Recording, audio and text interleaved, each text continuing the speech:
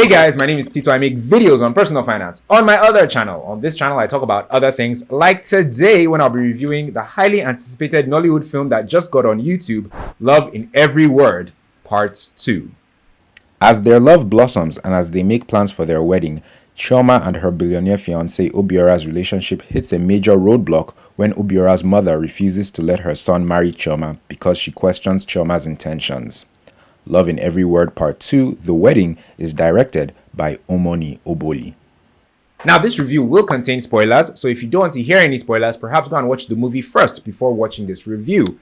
Love in Every Word Part 2, as many of you know, is a sequel to a film that came out earlier this year on YouTube and one that went viral, right? Love in Every Word Part 1, as at now, has around 28 million views on YouTube, and it's a milestone for 2025 as far as Nollywood is concerned. It was hugely successful, and its success is what has given birth to its sequel now 7 months later. But what did they do right in this sequel? What did they do wrong? That's what we want to find out in this review, and we're going to do that beginning with the performances. Olawunmi Adenibuyan, aka BamBam, she reprises her role as Chioma in this film, the lead in this film, a soft-spoken woman who is now a business owner trying to expand her perfume business. And at the same time, she's in love, with her fiancé, played by Uzor Arukwe, and things are going good for her. Now, the performance itself wasn't anything extraordinary. She's essentially just running her lines in the scenes, and she's looking very pretty while doing so. Very pretty while doing so. And I wish there was a bit more conflict, with the character, or something that could have really stood out. But honestly, her scenes didn't really stand out to me. They were just basic. The character itself didn't really stand out. But that's the thing. The character didn't need to stand out. All she needed to do was to be a baby girl who is in love and who is just trying to grow her business. That's it. And she did that well. But it didn't, at the end of the day, make the performance memorable. And I think all the characters in this film suffered from that. There was nothing particularly memorable or extreme or groundbreaking or earth-shattering about anything that happened to any of them that left an impression in the minds of the audience. But moving on, Odogu, played by Uzor Arukwe, so Odogu / Obiora, right? I felt like in this sequel, he wasn't as funny as he was in the first one. He was very funny in the first one, I think because he was more raw and more uncivilized. But I guess in this sequel, they want us to believe that him being with Chioma for a while, she's now made him a bit more sophisticated, and his English is better, and he's more put together. But that took something away from the movie. I wish they still kept him being a bit rough around the edges like they did in the first one, because that made the character way more hilarious, in that first movie than in this one. Nonetheless, he does a good job. I particularly liked his dialogue with Ozokwo, who plays his mom, particularly in one scene where she's telling him that she doesn't want him to marry Chioma. Ozokwo plays his mother in the film. What's the character's name? Onyeka, I think. Lolo Onyeka. And she was good, but something that I saw in one of the WhatsApp groups I'm in was a few people said that Ozokwo could have made this film a whole lot more interesting if the character she played was more of the wicked mother or wicked mother-in-law. The character wasn't feisty. The character wasn't energetic and fiery like we've seen Ozokwo, play in previous roles or in other movies, right? We all know she has it in her because we've seen her do that type of thing in the past. But for some reason, this character that she plays in this film wasn't that feisty and fiery. And I feel, and I think many people agree, that would have helped the movie and made it a whole lot more interesting and created that conflict that the movie needed. The conflict was there in terms of her not wanting her son to marry Chioma, but it felt like it would be easy peasy for her to get her, for Chioma and Obiora to get Obiora's mom to change her mind and to come on board and agree for Obiora to marry Chioma. Finally, Chris Atto, he plays Mr. H, or Hassan, Chioma's ex, right? And I wish that, first of all, they had styled the character better. He didn't look like a worthy opponent or like somebody who could challenge Odogu, because he couldn't even match Odogu on the money level, But also on the looks, Chris is a handsome guy, but I feel they could have done more to make him look more suave, handsome, and sophisticated, and like a real threat to come back into Chioma's life. But instead, just, make him one guy from the past who is barely trying to get Chioma back. So it wasn't really convincing. The performance wasn't really convincing, and that was a bit of a letdown. I think he did his best. Chris did his best, but if they had written the character better, developed the character better, and styled him better, he would have been more of a threat to Chioma and Odogu's relationship. What I liked the chemistry between the two main characters. It felt like between the first movie and the second movie, they had organically gotten closer and the romance had grown between both characters. So that was nice to see.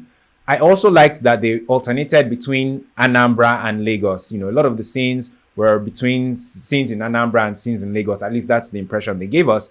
And it gave the film it made it a bit more believable because it appears like Obiora, aka Odogu, is based in Anambra. Finally, I liked the brand placements, funny enough. I agree that they weren't executed in the best way. And I did see lots of complaints on social media about there being too many brand placements and adverts in this movie.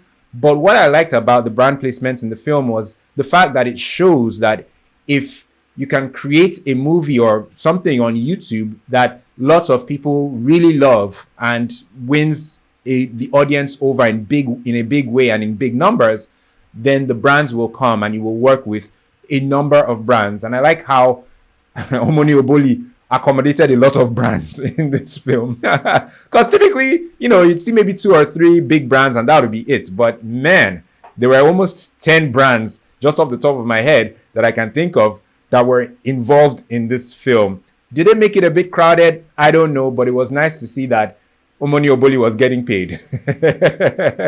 What I didn't like, this film had no business being 3 hours long. 3 hours, are you serious? And what was this film even about at the end of the day? Secondly, the men in this film were not well styled. They could have made both Obiora and Chris Atto's character Hassan look more sophisticated and more wealthy. And Chris Atto's character was not threatening enough. I mean, you want to create that conflict. Sure, we knew that there's no way Chioma is leaving Odogu for another man. But still, try to make Chris Atto's character more threatening or to have something over Chioma that can actually potentially bring her back to him. Because it just wasn't convincing in any way. The next thing I didn't like about this film, how, once again, they don't really make Odogu portray a billionaire, right? He's a billionaire and all that. They say how rich this man is, but we don't really see it in the film. We don't see private jets. We don't see Bentleys. We don't see like staff, just like a board meeting or a staff meeting where Odogu is addressing hundreds or thousands of his staff for us to really grasp how powerful and how much of a man of means this guy is. We don't see that. And this is something that also happened in the first movie. Then there's before I get to the wedding, the whole ordeal at the resort where Odogu's mom goes undercover to meet Chioma and to find out who she really is and if she really loves her son and all that. It was so obvious that this woman is Odogu's mother. She even says that her son likes this young lady. She's not sure about the young lady and all that. Between that and her being an Igbo mom and knowing that this is the kind of thing that Obiora could set up, at that moment, Chioma should have known that this is Obiora's mother. And then the wedding at the end of the film, it didn't feel like the wedding of a billionaire. It didn't. The final thing I didn't like about this film is how this film capitalizes on the delusion of many women and their aspirations to marry or be with a billionaire. This is a desire of many women in the world today, and this movie does, if this movie does nothing else, it just capitalizes on that desire, that wish, that aspiration, that dream, that fantasy that lots of women have. But my worry is that lots of women who watch this film, they're not separating it from reality, because this is fantasy. This is not real. Many women who watch this film, most of them will not end up with a billionaire.